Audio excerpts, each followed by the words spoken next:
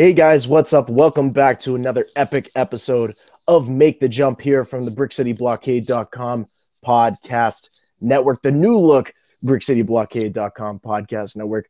We love all the support, everybody. Thank you so much. But guess what? Tonight, we got one of the killers in the house. That's right. I'm talking about Mr. Billy Floyd himself. Billy, how's it going this evening? And thank you so much for coming on to Make the Jump.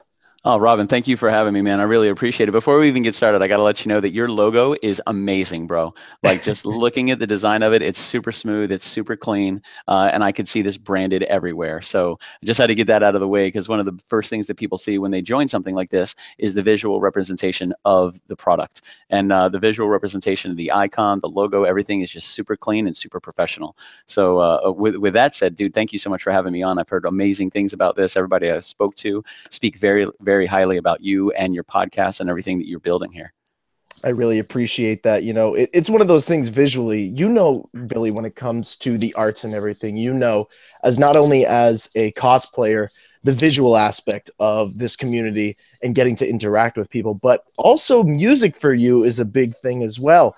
Billy, how did you get started in the music industry? What was it that drove your passion in that? Man, it was really, it was kind of an accident. I was a camp counselor at a summer camp one summer, and I got caught in the girls' cabin with a girl that I was dating at the time. So subsequently, I got fired, and I couldn't go back the next summer. So I was attending St. Leo University, and I spent that next summer on campus taking extra classes, lifeguarding, working in IT. And one of the guys I was working in IT with, Neil Kennedy, was a musician. We went to his house to pick up some computer stuff, and I walked past this room, and it's just packed with musical instruments. And I had never seen a guitar up close. I'd never seen drums. I'd never seen anything like that. And it was mesmerizing to me. I just stopped and stared into the room. Almost like when a kid walks into Toys R Us for the very first time in their life. Right. It was mesmerizing. He asked me if I had ever played before, and I said, no, never had the opportunity to. So he said, all right, well, you want to try something? Sure, sounds like fun. So he put a 6-string electric in my hands, and that was okay, but it was a lot of strings. So he put a bass guitar in my hands, and it was a 4-string Fender P-Bass, which was cherry. And that was really it. It's kind of started right there where I learned how to play Time of Your Life by Green Day, and I just couldn't stop. I couldn't put it down. I'd put it down. It was the only thing I kept thinking about is I can't wait to get back to the guitar. I can't wait to pick it up. I can't wait to listen to some new music. I can't wait to learn the bass lines. And I just wanted to learn and learn and learn.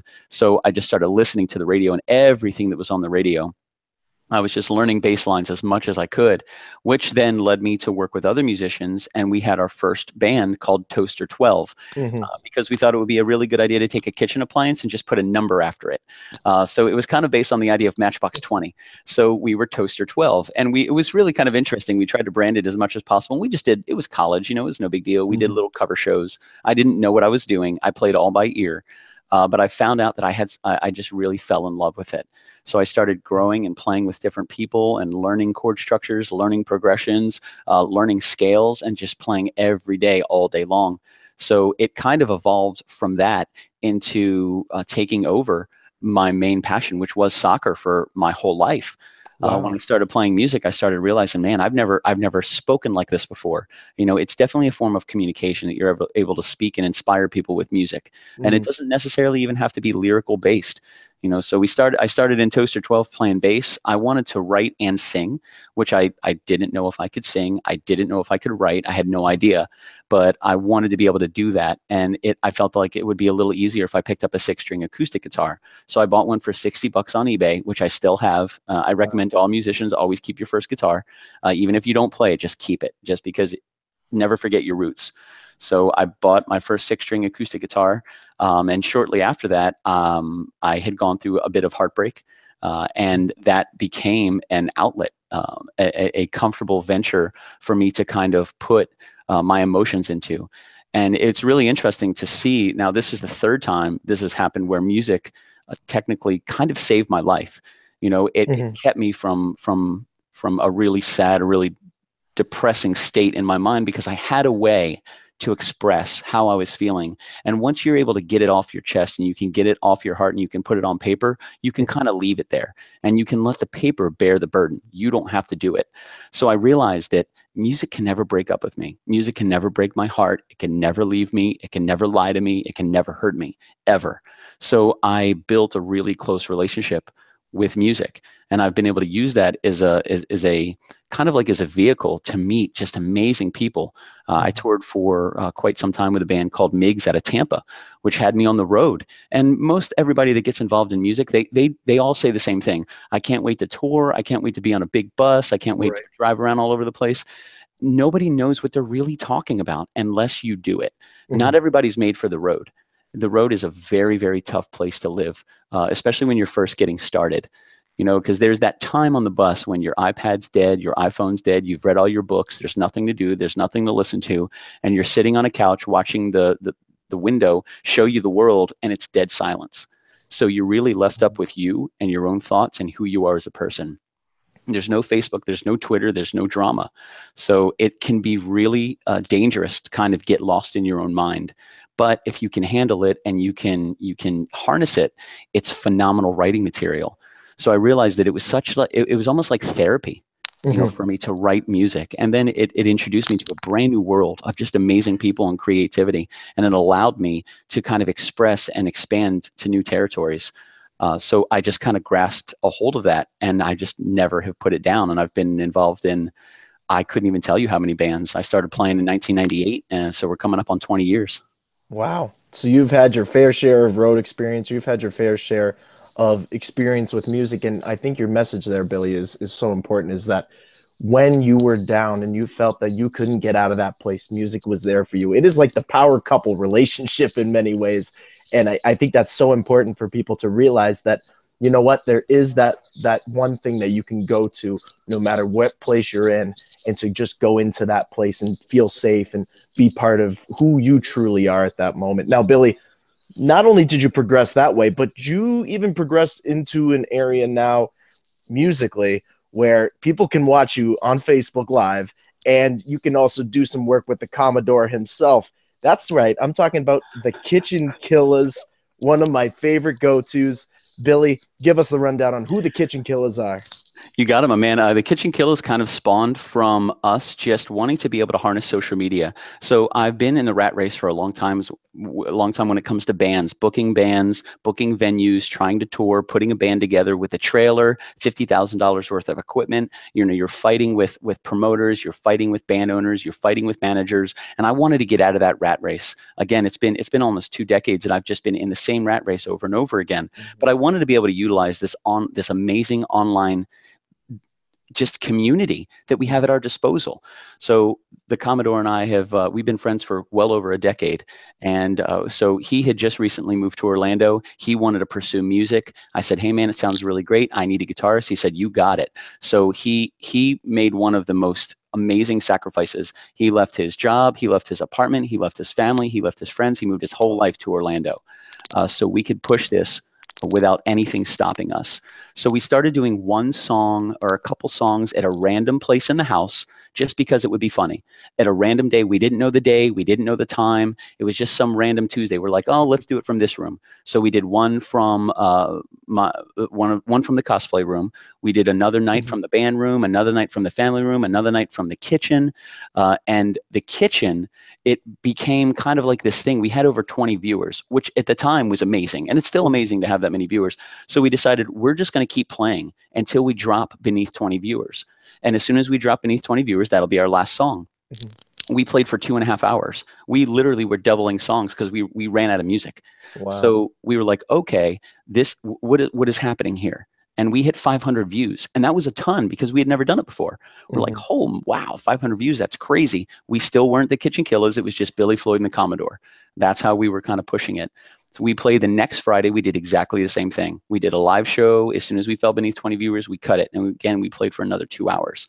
So we had played in a bunch of different rooms. And of course, the best thing about Facebook is you can interact with people. So people are popping in. I'll say, oh, hey, I'll see your name. Hey, Robin, what's going on, man? Great to see you, bro. Oh, hey, Billy, good to see you. And we can interact with each other, which is one of my favorite parts about using Facebook Live, is that we can speak with each other and interact with each other in real time.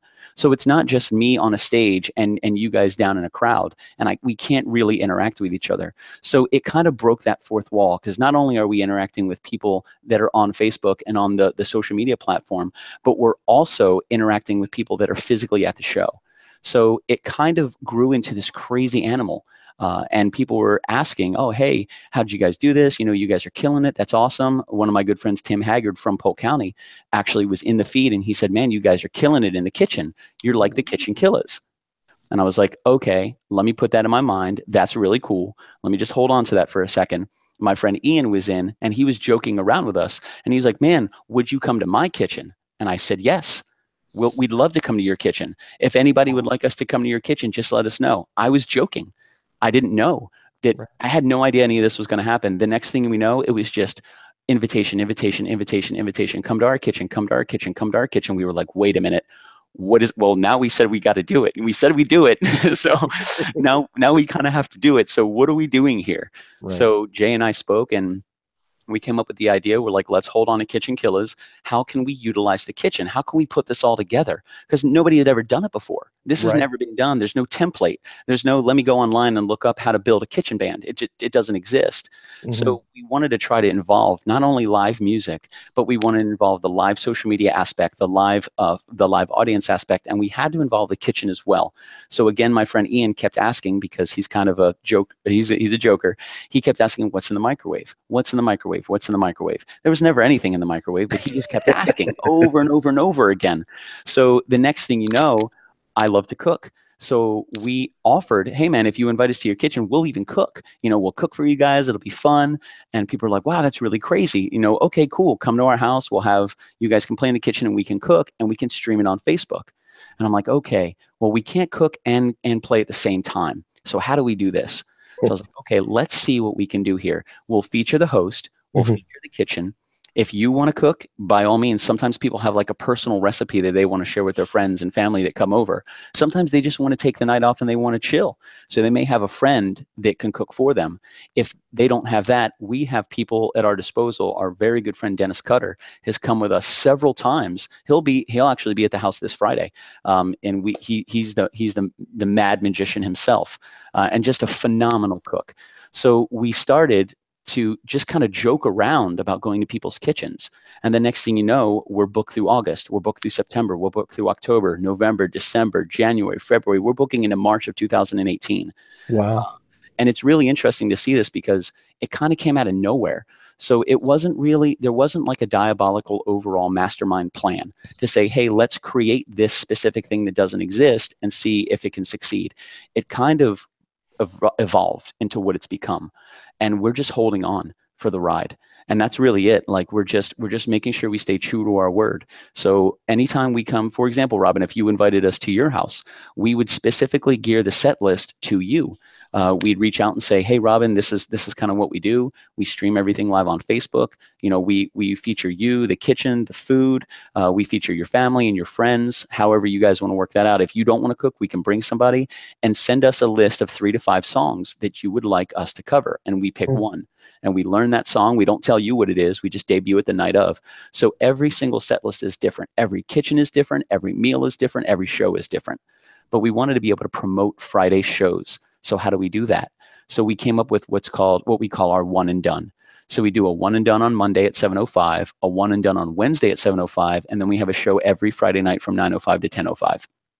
And again, 2 Wednesdays ago, we decided, if we have 20 viewers, we'll play 2 songs. If we have 30 viewers, we'll play 3 songs, so on and so forth. And the craziest thing is the community that is built. They grab a hold of it. It's a game to them.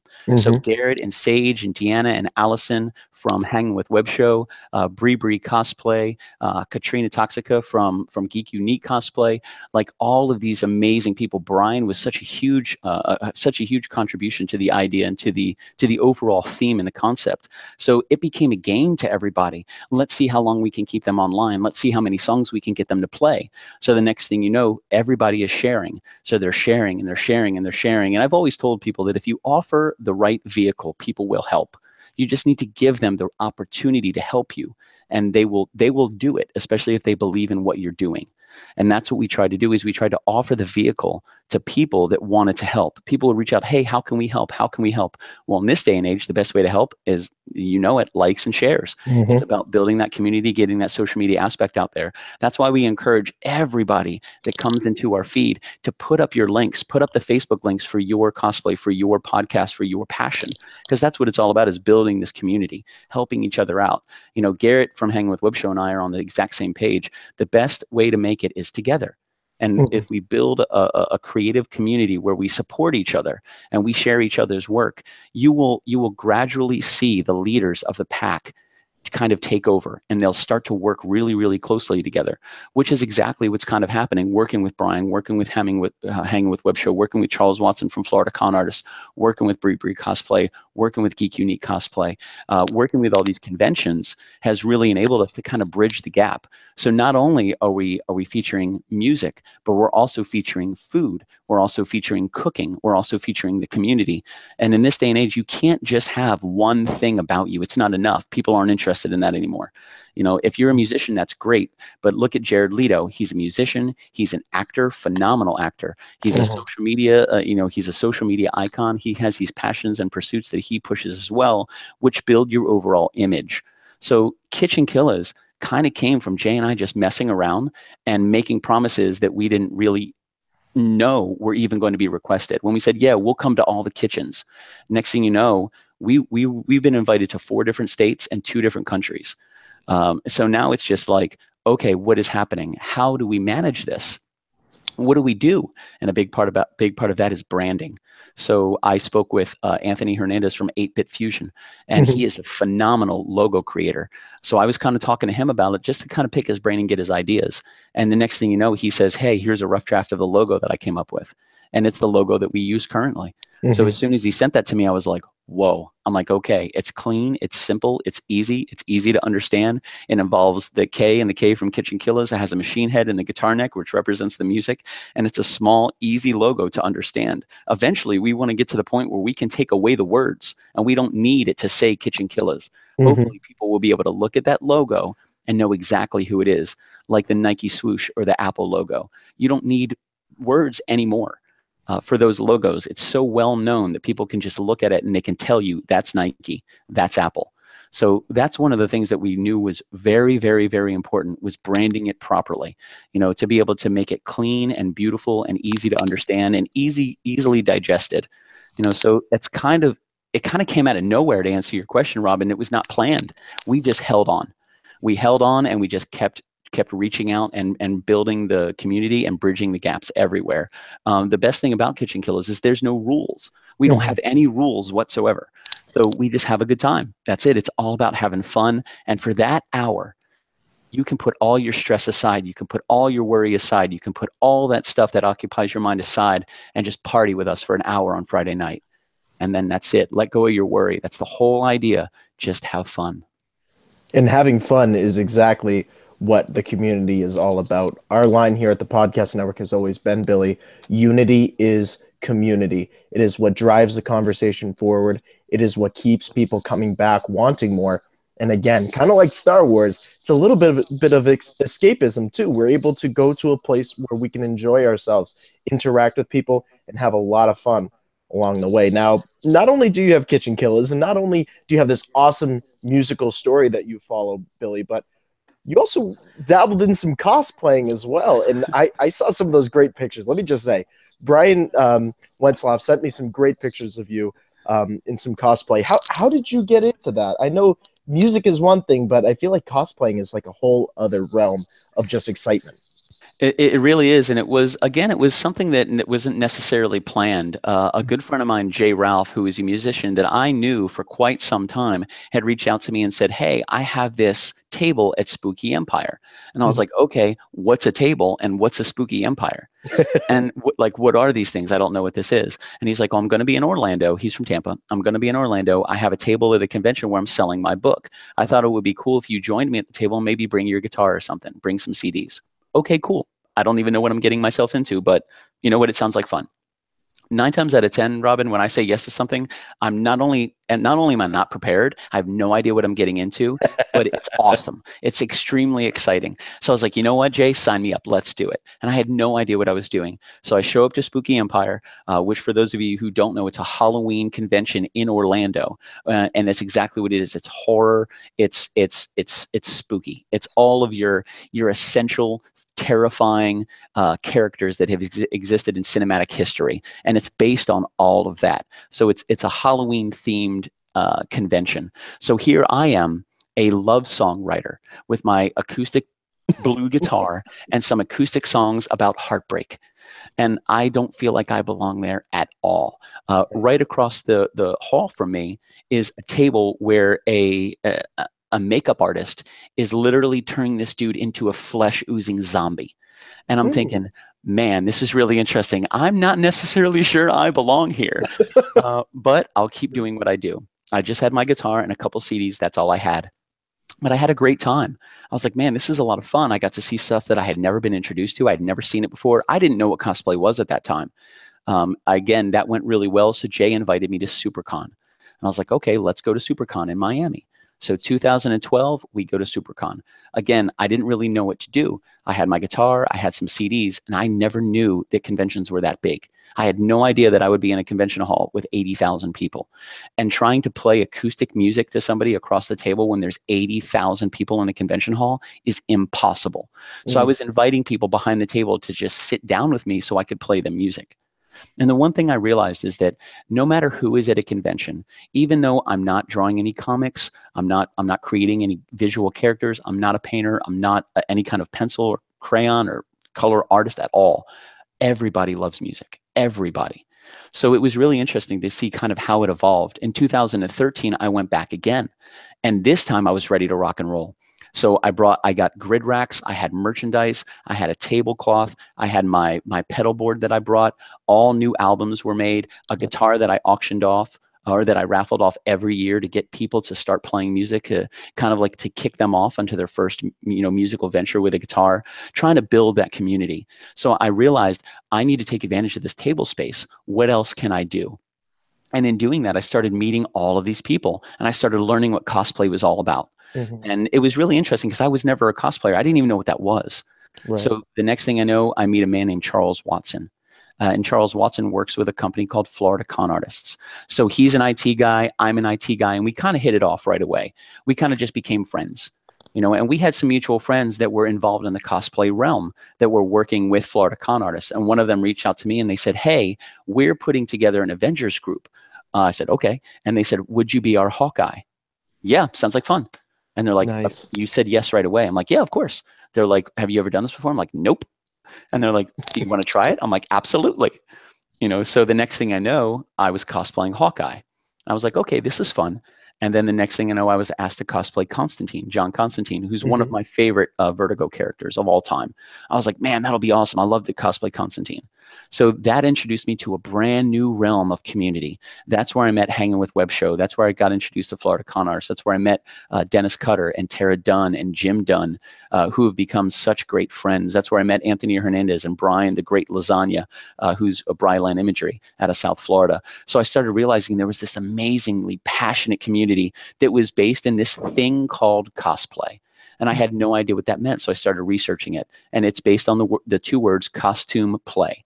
So if you want to be Captain America, be Captain America. You can either make it, you can buy it, you can make it yourself, you can commission it, whatever. It's about connecting to a character and emanating that character at a convention in a social circle where people can just let go and have a good time.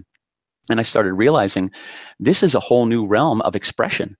I've been an actor for a while. I've done theater and stage work. I've done live music, but I had never done anything like this. And it was such a combination of acting and theater and character portrayal and music.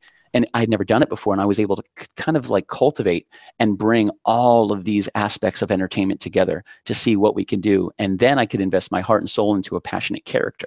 So I connect with Hawkeye. I connect with Constantine.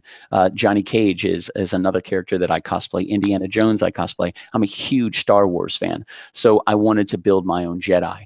So little by little, I worked really closely with Matthew DeFore, who's an amazing cosplayer. He's a phenomenal Star Wars cosplayer. And he really helped me kind of build it together and put my first Jedi together.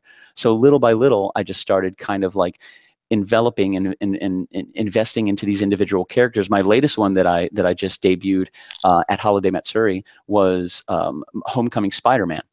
So which was really, really fun because I'm apparently a wiry guy.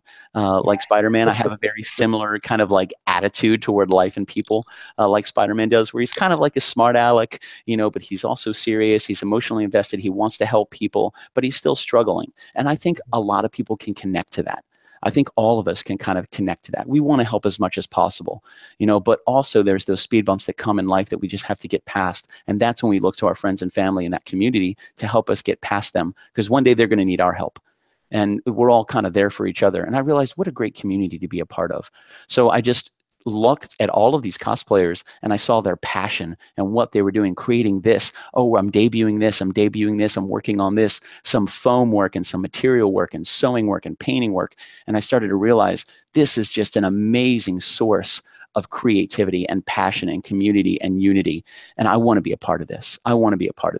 So I tried to involve myself as much as possible into meeting and shaking the right hands and introducing myself to the people that were in the actual community that were just making changes. And one of the first times I cosplayed Spider-Man, I don't really cosplay A-list characters. Hawkeye's not an A-list character. Constantine's not an A-list character, but the first time I cosplayed as Spider-Man, it was really overwhelming to me when the first kid, a boy who was about 4 years old, ran up to me, ran away from his mom and dad, ran up to me and just started pointing at me and looking at his parents going, "It's Spider-Man.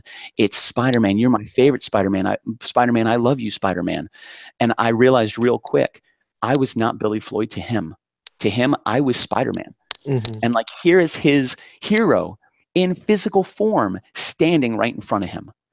And I kind of bent down a little bit and I put my hand out to give him a high five, and he gave me a high five and he ran up and he hugged me. And okay. So like, I have puppies. I don't have kids, no big deal. So like I hug him and he steps away and he's just so happy. And his mom comes up and we were just talking for a little brief period of time. And I realized the impact that we can have on the youth, on kids, and they go to these places and they see these superheroes, and we're just regular guys, just like you and me. We have real jobs. I got bills to pay. I have a Duke Energy bill that I need to pay today before it's late, but to these kids, you're a superhero. Right. And once I realized the impression that we can leave on these kids when it comes to music, when it comes to cosplay, when it comes to creativity and passion and community, we have so much influence. We have so much power. It's such a great platform to be able to inspire people to just look at the beauty of the world and then share their passion with each other. And that's one of my favorite things about the convention world is there's not supposed to be any judgment. If you want to cosplay Spider-Man, cosplay Spider-Man. If you want to do a gender bend and you want to cosplay anybody else, you can cosplay a female character as a guy. By all means, go ahead and do it. It happens all the time. Exactly. If you're 5'2", 350 pounds, and you want to be Batman, be Batman, bro. Nobody is judging you. It's about letting go and having fun and connecting to a character that you really enjoy. And it's very similar with music. It's about letting go, putting those emotions out on the paper. You don't have to lie anymore. Don't lie to the paper. Don't lie in your songs. Songs are so interpretational that you don't have to. And cosplay is very, very similar. And it introduced me to a brand new community of just absolutely amazing people. And I can't walk away from that. It was overwhelming to see the community that existed in the convention and the cosplay world, and just the amazing people that have now become such close friends in my life that wouldn't be there if it wasn't for cosplay. Now, it's interesting. I just learned something new about Mr. Billy Floyd here. I didn't know that we had a Jedi Master on the show tonight. That's really interesting. So now knowing this, I think it's time to nerd out on the wars just a little bit here. Oh, I'm down, homie. All right, let's break right into this quickly and let's get it moving, because, Billy, one of the things I like to ask all the time is, what is somebody's Star Wars story? Where did Star Wars start for them? What is your Star Wars story? Tell the good people. Well, I would say I was born in 1979, which was 2 years after A New Hope came out and 1 year before Empire Strikes Back came out. So I was born in 79, and the first time I saw Star Wars, of course, was on public television. I was in Baltimore, Maryland, and it was probably about 1984 or 1985 when I could first really understand what was going on in the Star Wars universe. And I just remember being so drawn into what was happening in the movie. It was very, very similar to music and cosplay. I let everything go. And, you know, as a 5-year-old, you're super stressed out about everything in the whole world. Oh, absolutely. Like, life is hard. The world is hard. I don't know how many cookies I can have for dinner, and it's stressing me out. Like, I don't know what to do. But when I saw Star Wars and I connected to it and I watched it, it took me to a completely different place that I have never really experienced before. And I'll never forget the introduction of Darth Vader in A New Hope ever in my life. It's seared into my memory. And I think I remember as a child when I would go to bed, I wanted to feel safe when I was in bed. And I remember asking my mom if she would put this black bandana that I had and kind of like tie it around, you know, like put it just over my nose and tie a small knot behind my head so I could be Darth Vader when I went to bed. And I remember feeling safe doing that. Right. I remember talking to her about it, and she of course, you know, you're 5. Okay, whatever, no problem. So I remember talking to her about it. And as you know, Darth Vader, his respirator, it's like an inverted triangle. So I tried to do the same thing as a 5-year-old, trying to connect with one of the greatest villains in the history of everything, you know, and it was really interesting to see who Darth Vader was and how just absolutely intimidating this guy was. And as a 5-year-old, he was just dominating. And I figured if you can't beat him, join him. No problem. There's no way a 5-year-old can beat Darth Vader. So let me be his best buddy. Let me be his best friend. So I started watching A New Hope, and anytime it was on TV, I was glued to it immediately. I couldn't wait to see it. And I didn't know the difference. I was 5. I didn't know the difference between A New Hope, Empire Strikes Back, Return of the Jedi. I had no idea. So I just kept watching these movies over and over and over again. Then I started realizing what was really going on. And I think one of the greatest things that connected me to start the Star Wars ideology, just like a lot of people, is the question and the understanding of what the Force is. And that there's a light side, that there's a dark side, that there's the gray Jedi, who in some stories, in some canon stories, have come out and they're kind of understanding this idea of what a gray Jedi is. And it was really interesting to kind of see where I fell. What area of the spectrum did I fall in? Was I a Jedi? Was I Sith? Was I a gray Jedi? Where was I? And it was really interesting when Yoda was talking about the Force is in everything. It's in the tree. It's in the rock. It's everywhere. It's in you. It's in me. It's all over the place. And I think to a degree, we all feel that, you know, especially people that understand that there's energy is neither created nor destroyed, but only transferred. And there's energy in everything. We're all made up of the same stardust, all of us. So there's got to be a way that we're able to communicate with each other that's a little more telepathic, a little more unsaid said. You know, there's times that, you know, if you have a brother or a sister or a close friend, or you're in a close relationship, you guys are able to have a communicative conversation without any words whatsoever. Sometimes people can think the same thing at the same time and be miles away from each other. So there's something there. Although it was just mystery and it was Star Wars and it was a movie, I really think a lot of that can translate into real life. So I think my initial connection to Star Wars, of course, as a child, was the lightsabers and Darth Vader and spaceships, you know, which was just really awesome to me, not to mention the music. I mean, just the score itself is just absolutely mesmerizing.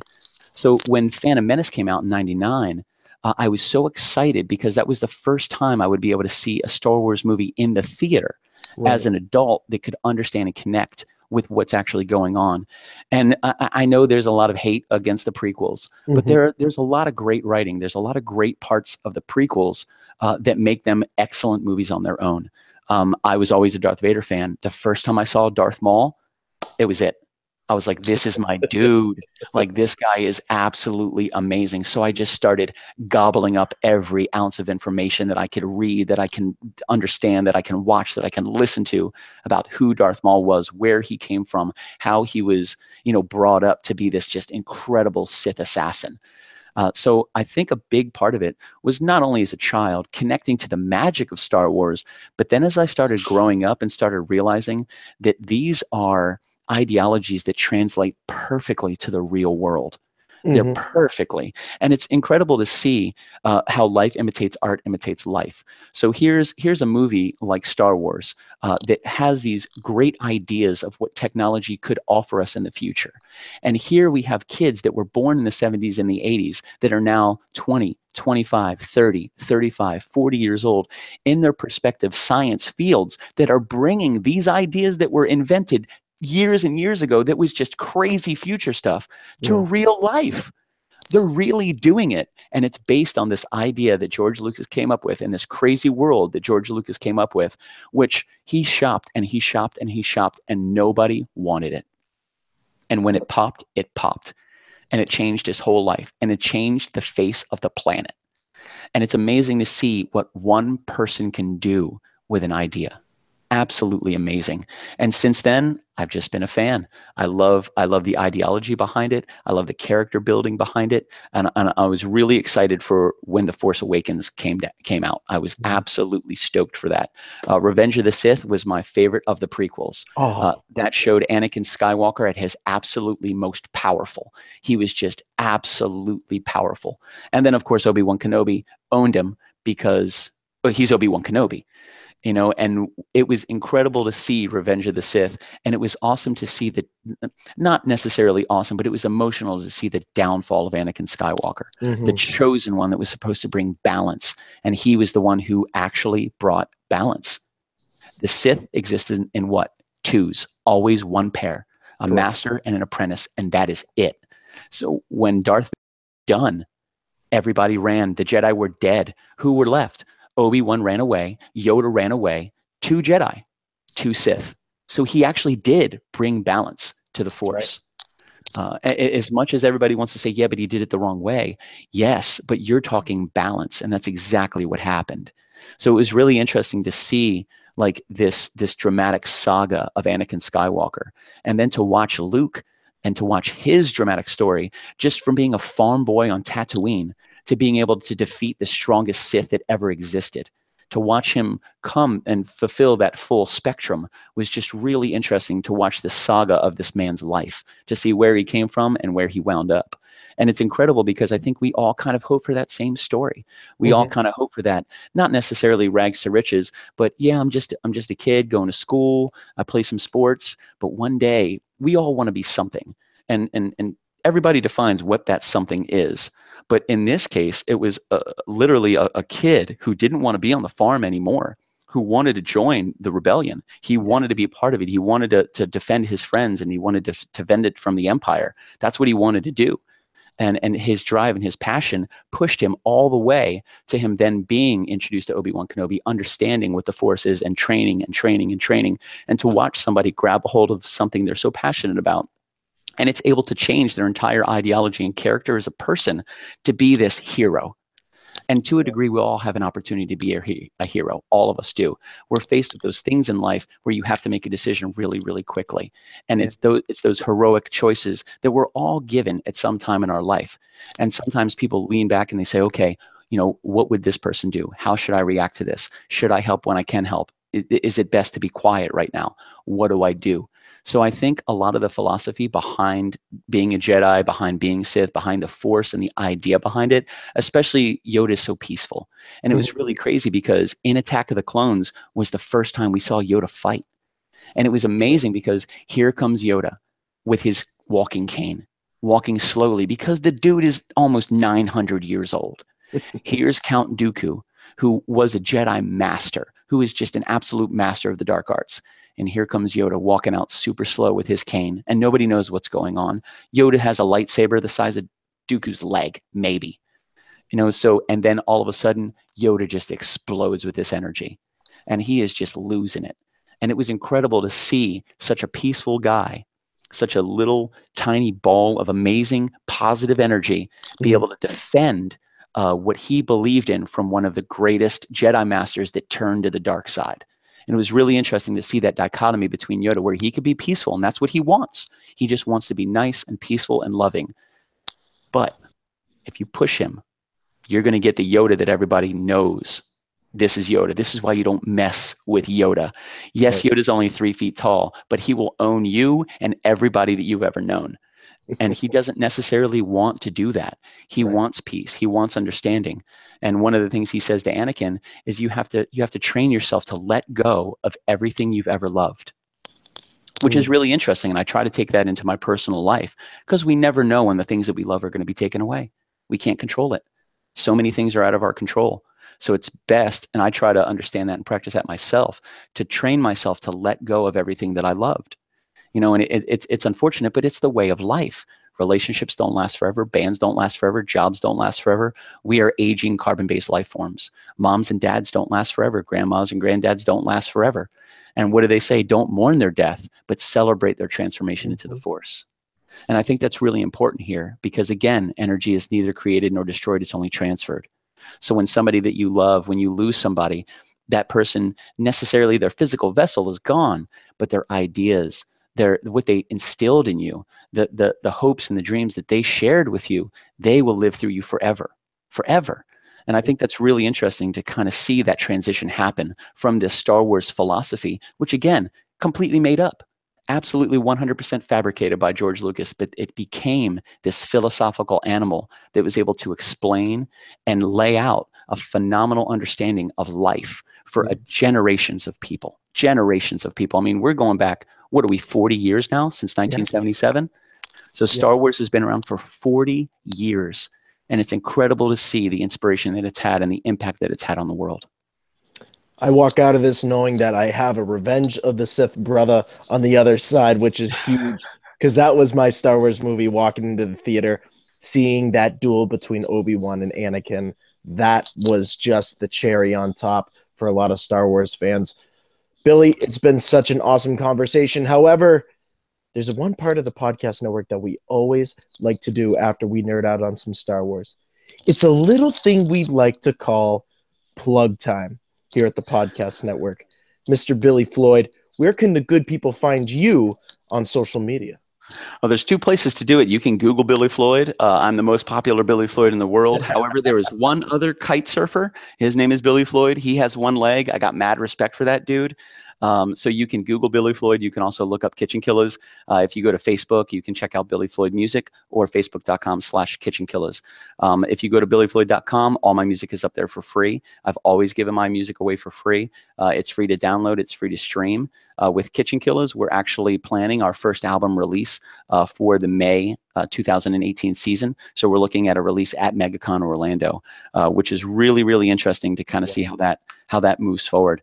But the best place to go and for all your KitchenKillaz needs, you can go to kitchenkillaz.com. That's KITCHEN Killaz, KILLAZ. And that will give you our live stream schedule. It will give you all of our social media areas that you can go to check everything out. And again, Friday night, every Friday from 9:05 to 10:05, we stream live on facebook.com/BillyFloydMusic. Here at the BrickCityBlockade.com podcast network, we love the KitchenKillaz. We love everything they're doing across social media. Make sure you follow Billy. Make sure you follow the Commodore. And please make sure you follow the KitchenKillaz. We tune in as many times as we can. We do our shout-outs. We love everything that they're doing. So make sure to go across social media. Do what you got to do and follow the Killaz with a Z because they know how to bring the music and bring the fans into the conversation. You guys can follow me over on Twitter at Mr. Vogt Tweets. Please make sure to head on over to Instagram. Follow me at The Official Vote. Head on over to www.brickcityblockade.com for everything happening in a galaxy far, far away. And please, please make sure to head on over to iTunes, hit that subscribe button, and also make sure to rate our shows. That's what brings on the epic guests like the KitchenKillaz. That's what brings on some of the greatest conversations in a galaxy far, far away. Billy, I cannot thank you enough. Thank you so much for coming on. It has been such an honor to have you on the show. Awesome. Thank you very much for the invitation, Robin. I love what you're doing here, my man, and I'm excited to see where this takes you. Absolutely. Thank you so much, everybody, for listening to Make the Jump here from the BrickCityBlockade.com podcast network. And as we always say, may the force be with you. Always. Awesome.